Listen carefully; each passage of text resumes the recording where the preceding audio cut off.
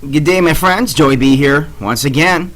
I had remember hearing something about this a little while ago, but the source I found it from didn't seem to be all that credible or reliable. But then again, what is these days?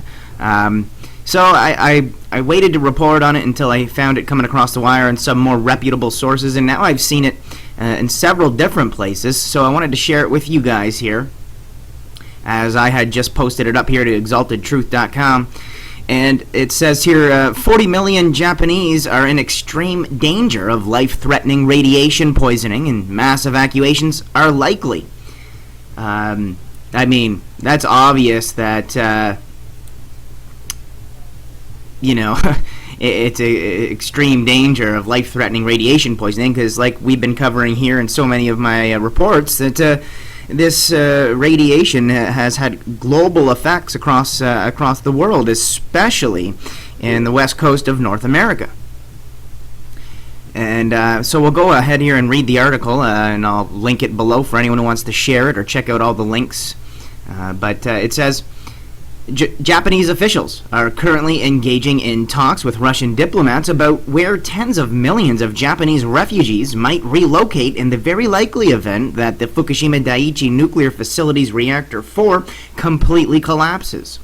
According to a recent report by the EUTimes.net, I'm not a big fan of them, but they reference it here in this piece, Japanese authorities have indicated that as many as 40 million Japanese people are in extreme danger of radiation poisoning, and many eastern cities, including Tokyo, may have to be evacuated in the next few weeks or months to avoid extreme radiation poisoning. As we continue to report, the situation at Fukushima is dire, to say the least. Reactor 4 is on the verge of complete collapse, and there's a link here to a piece talking about the cesium-137 plume gate and so forth. And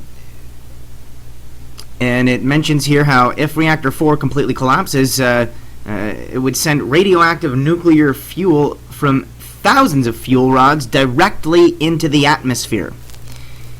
These fuel rods, after all, are already exposed to the open air, but the full release of their fuel would cause not only a regional catastrophe, but also a global nuclear holocaust. A report released in February by the Independent Investigation Commission on the Fukushima Daiichi nuclear accident stated that the storage pool of the plant's number 4 reactor has clearly been shown to be the weakest link in the parallel chain reaction crisis of the nuclear disaster, reported the Mainichi Daily News recently. Goes on to mention here that the worst case scenario drawn up by the government includes not only the collapse of the number 4 reactor pool, but the disintegration of spent fuel rods from all the plant's other reactors. If this were to happen, residents in the Tokyo metropolitan area would be forced to evacuate. So in an effort to establish contingency for the Japanese people in closest proximity to the fray, authorities are considering potentially relocating tens of millions of Japanese people to the Kuril Islands, which are located in Russia's Sakhalin Oblast region, or potentially even to China, where hundreds of uninhabited ghost town cities with no apparent use could house at least 64 million refugees. If this relocation were to occur, Japan would largely become a barren wasteland. And there's a link here to another piece talking about evacuation and the radiation situation over there. And this is something I had also reported on a lot in my Earth Changes reports, on how there's a wave of highly radioactive waste reportedly headed for the west coast of the U.S.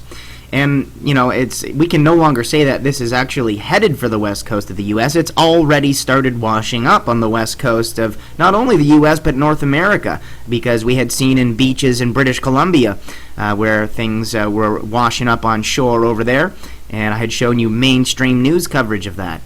So it's a very dire situation, to say the least. And it goes on to mention here, for the Japanese people, the Fukushima disaster represents the complete demise of their nation, as literally nothing is being done to contain the thousands of exposed fuel rods that will eventually explode when Reactor 4 fails. But the consequences of all this are not limited to just Japan, as the rest of the world, including the U.S., will bear the brunt of this ticking nuclear time bomb as well. We are, in fact, already suffering the consequences of this nuclear war without a war. And here's a link to a global research piece titled Nuclear Warfare Holocaust Without Nuclear War that I had covered previously. And I'm not going to read the entire... well, I might as well. There's only a little bit left here, I guess. As it says here, late last year, for example, it was reported that U.S. officials ordered the Tokyo Electric Power Company, or TEPCO, to release 3 million gallons of radioactive waste into the Pacific Ocean. Now, according to the Intel Hub, this waste will soon arrive on the shores of the U.S. West Coast, unbeknownst to the millions of Americans living in that region that will be exposed to it. And if you remember, I had shown you mainstream news coverage of some of these things that were washing up on the shore along the West Coast, and people were picking it up with their bare hands and bringing it home as a souvenir and putting it in their homes. And I assume some of these people might have children, or at least loved ones that will be in their houses. Maybe it's friends or something that will also be exposed to this. And that's a very sad circumstance, in my opinion. But it goes on to mention here, this new wave of radiation is, of course, in addition to previous waves that have already killed thousands of people, and we already reported on that several times in the past year as well, many of whom were children, and sparked a considerable uptick in cancer cases.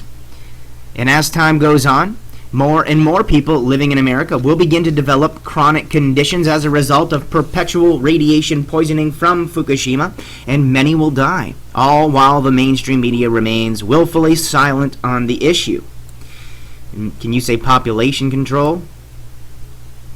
And the federal government has known all along that the Fukushima disaster is shaping up to be the most severe global catastrophe in recorded history, as was evidenced in a recent Freedom of Information Act request. Not only were federal authorities aware of the extreme dangers posed by Fukushima from the early days of the disaster, but they also orchestrated misinformation campaigns to keep the American people and the rest of the world in the dark about the truth. And there's more links here. There's all kinds of links in this piece. I'll link you up to this piece, but there's a lot of other things that you can check out when you get to the link that I'll provide. And it says here, since neither the U.S. nor the Japanese governments appear willing to actually deal with Fukushima, and particularly the Reactor 4 situation, Natural News, which is the source of a lot of the information in this piece, is calling on the United Nations to take swift action. A new petition urges the UN to organize a nuclear security summit to address the problem of Reactor 4, and also establish an independent assessment team to somehow stabilize it and prevent its fuel from potentially destroying all life on Earth. And there's a link here to the petition.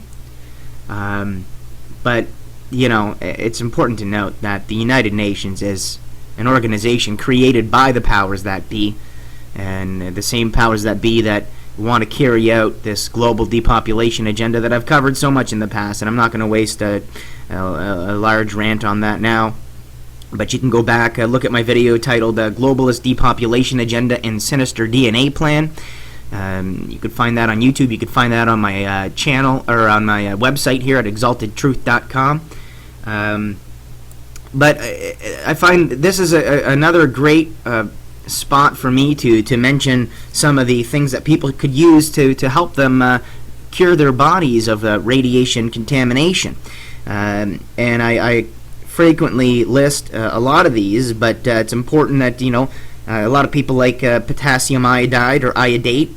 Get sea salt, get the iodized sea salt, sunflower seeds, green tea, rosemary, apples, citrus fruits, any cruciferous vegetables like broccoli, sprouts, and cabbage, red wine, vitamin A, C, and E, specifically vitamin C, buckwheat, flaxseed oil, seaweed, kelp, dulse, nori, and wakame are all good seaweeds. Brown rice, pumpkin, spirulina, bee pollen, wheatgrass, rosemary, blue-green algae, beets, garlic, ginger, alfalfa sprouts, onions, olive oil, any leafy greens, basically, or apples, and other sources of pectin, as I've said so many times in the past. So I'm going to link you guys up to the piece in the description box underneath the video. So feel free to share it or check it out. But I just wanted to throw this out there for people who may not have been aware of the situation and of the potential likeliness of a mass evacuations of tens of millions of Japanese people. So my prayers go out to the people over there and to all of us on this world. May God help us.